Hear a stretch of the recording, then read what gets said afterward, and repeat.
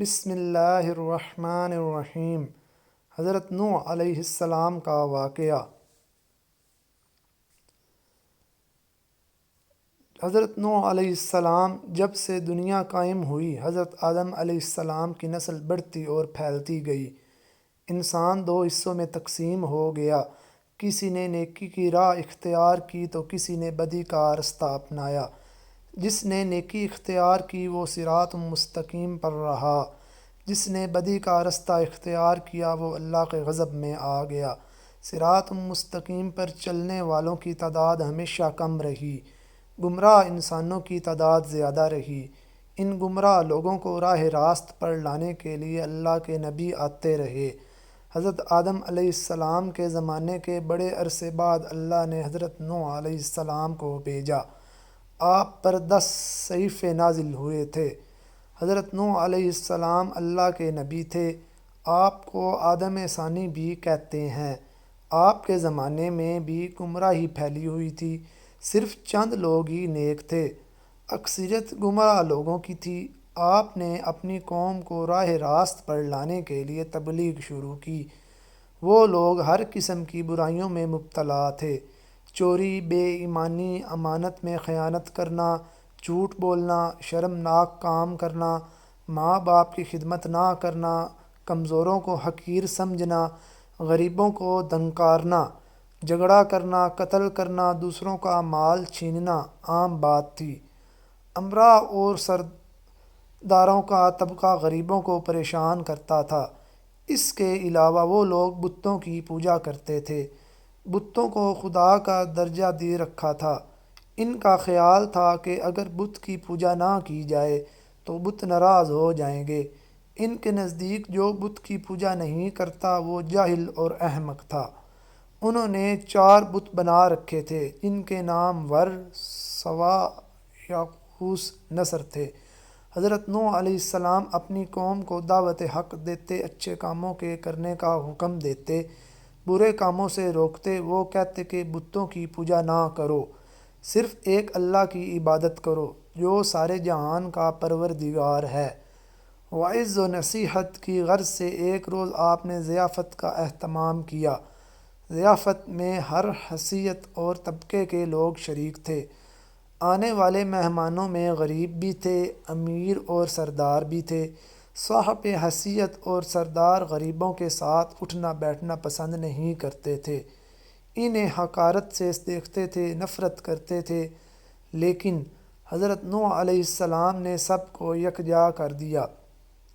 لوگوں نے ضیافت کے اہتمام کے سبب دریافت کیا تو آپ نے فرمایا، بھائیو، ہماری قوم کے لوگوں میں بگاڑ پیدا ہو گیا ہے۔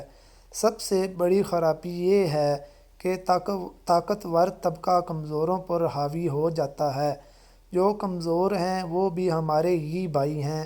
تم غریبوں کے ساتھ اٹھنا بیٹھنا پسند نہیں کرتے، تم ان سے نفرت کرتے ہو۔ ان میں جو بھوکا ہوتا ہے تم کھانا نہیں کھلاتے، اگر وہ پیاسا تم پانی نہیں مانگتے ہو تو تم پانی نہیں پلاتے، اگر کوئی بیمار ہو جاتا تو تم ان عیادت نہیں کرتے، تم اپنے ماں باپ کی خدمت نہیں کرتے، دوسروں کا مال ناجائز طور پر کھاتے ہو، دوسروں کی ملکیت پر قبضہ کرتے ہو۔ یہ تمام شیطانی کام ہیں۔ اس کے علاوہ تم اپنے ہاتھوں سے بنائے ہوئے بتوں کی پوجا کرتے ہو۔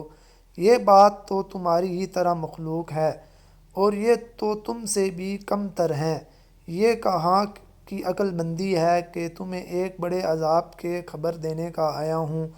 مہمانوں میں سے ایک شخص نے کہا، عجیب شخص ہے، ہمیں کہنا چلا ہے کہ ہم اپنے معبودوں کو چھوڑ دیں، عبادت نہ کریں۔ حضرت نوح علیہ السلام بولے، میں یہ نہیں کہتا کہ عبادت چھوڑ دو، عبادت کرو صرف اسی ہستی کی جس نے ساری دنیا پیدا کی ہے، جو مارتا ہے اور جلاتا ہے۔ ایک نے کہا، نوح تو ایسے کہتے رہتے ہیں، ہم اپنے معبودوں کے خلاف باتیں سننے کے لیے نہیں آئے، ہم تو وہ کرتے ہیں جو ہمارے باپ دادا کیا کرتے تھے۔ آخر میں لوگ مجلس سے اٹھ کر جانے لگے۔ ایک مرتبہ حضرت نوح علیہ السلام ایک رستے سے گزر رہے تھے کہ ایک بوڑھا نظر آیا۔ وہ بہت لاغر تھا، چلنے کے تاب نہیں تھا۔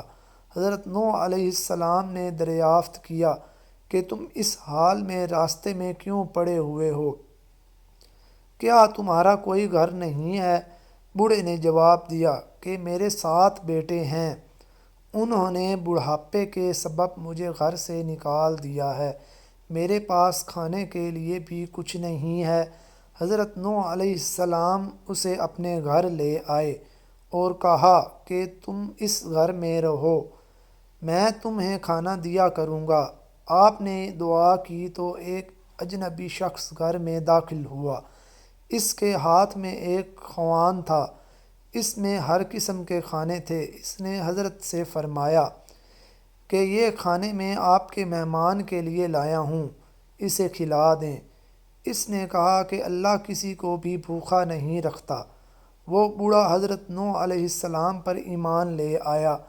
ایک روز ہدایت کی عرض سے گھر سے نکلے، ایک بلند مقام پر کھڑے ہو گئے اور بولے، لوگوں میں نیکی کی طرف بلا رہا ہوں۔ اللہ نے مجھے نبی بنا کر بھیجا ہے تاکہ میں تم لوگوں کو ہدایت کروں۔ میرا کہا مان لو تو فائدے میں رہو گے۔ تم لوگ ماں باپ کی خدمت کیا کرو، انہیں گھر سے نہ نکالا کرو، انہیں تکلیف مت دیا کرو، ضرورت مندوں کی ضرورت پوری کی کرو، یتیموں، بیویوں اور محتاجوں کی مدد کیا کرو، بیماروں کی عیادت کی کرو۔ ہر کمزور طاقتور کا محتاج ہوتا ہے۔ بات بات پر لوگوں کی جان نہ لو، یہ کام خدا کو پسند نہیں ہے۔ اگر تم سب اللہ کے احکام پر عمل کرو گے تو تمہارے لیے کثرت سے تم پر بارش بھیجے گا، مال اور اولاد میں ترقی دے گا، تمہارے لیے نہریں بہائے گا۔ حضرت نوح علیہ السلام ہر ایک شخص کے پاس جا کر ہدایت کرتے، کبھی کبھی اجتماع سے بھی خطاب کرتے۔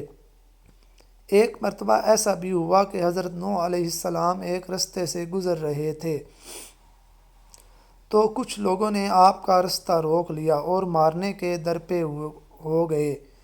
کچھ لوگوں نے پتھر بھی برسائے۔ ایک شخص آگے آیا، لوگوں نے کہا کہ تم اسے کیوں مارتے ہو؟ اس نے تمہارا کیا نقصان کیا ہے؟ تم لوگوں نے کہا یہ ہمارے بتوں کے خلاف باتیں کرتا ہے جبکہ ہم عبادت کرتے ہیں۔ ایک اور شخص نے کہا کہ یہ کہنا ہے کہ میں نبی ہوں، اللہ نے مجھے نبی بنا کر بھیجا ہے۔ یہ تو ہم ہی جیسا انسان ہے، یہ کھاتا پیتا کام کرتا ہے، اس کے پاس دولت بھی نہیں ہے۔ خدا کو اگر نبی بنانا ہوتا تو کسی سردار اور امیر آدمی کو نبی بناتا۔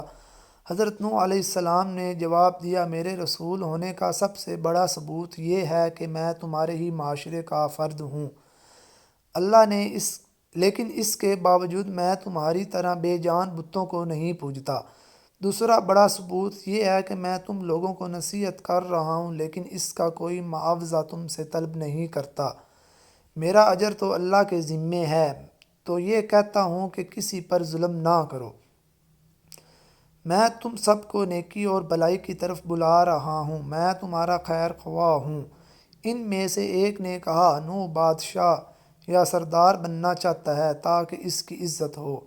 حضرت نوح علیہ السلام نے فرمایا، تمہاری عقلوں کو کیا ہو گیا ہے کہ پتھروں کو پوج رہے ہو؟ اے قوم، اللہ کی عبادت کرو، وہی عبادت کے لائق ہے۔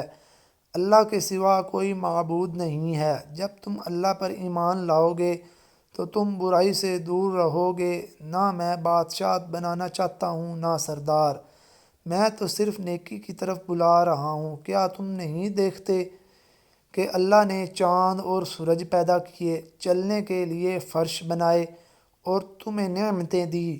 حضرت نوح علیہ السلام نے جب یہ باتیں کہیں تو لوگوں نے کانوں میں انگلیاں ٹھونس لی، ایک لفظ بھی سننے کے لیے تیار نہیں ہوئے۔ ایک موقع پر حضرت نوح علیہ السلام نے اپنی قوم سے فرمایا کہ اب نادا نویہ کیوں نہیں سمجھتے ہو؟ یہ دنیا تو ایک آزمائش کی جگہ ہے، تمہارے سامنے اچھائی اور برائی دونوں ہیں۔ اے قوم، میں تم کو آنے والے دن سے ڈراتا ہوں، اس دن کوئی کسی کام نہیں آئے گا۔ دیکھو، جو غریب ہیں مجھ پر ایمان لائے ہیں لیکن تمہیں دولت کا غرور ہے۔ ایسے قوم غریبوں کے ساتھ حسن سلوک سے پیش آؤں گا اور بھوکھوں کا خیال رکھوں۔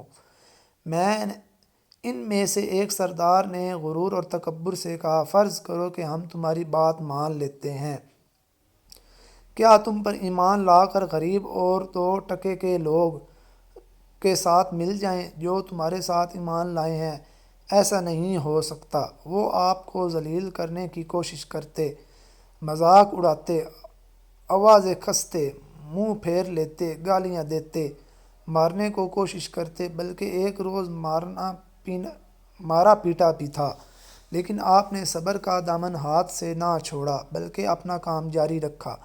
آپ کی بیوی اور آپ کا بیٹا بھی منکرین اور کافروں میں تھا۔ حضرت نوح علیہ السلام نے دعا کی، اے رب میرے پروردگار، میں اپنی قوم کو رات دن سمجھایا کرتا ہوں، حق کی طرف بلایا، میرے بلانے پر وہ زیادہ بھاگتے رہے۔ میں نے اعلانیہ اور خفیہ سمجھایا تو انہوں نے کانوں میں انگلیاں ٹھوس لیں۔ اللہ تعالیٰ نے حضرت نوح علیہ السلام کو وحی بھیجی کہ ایک کشتی بناؤ اور ظالموں کے بارے میں کچھ نہ بولو۔ اللہ کے حکم کے مطابق آپ نے کشتی تیار کرنا شروع کی۔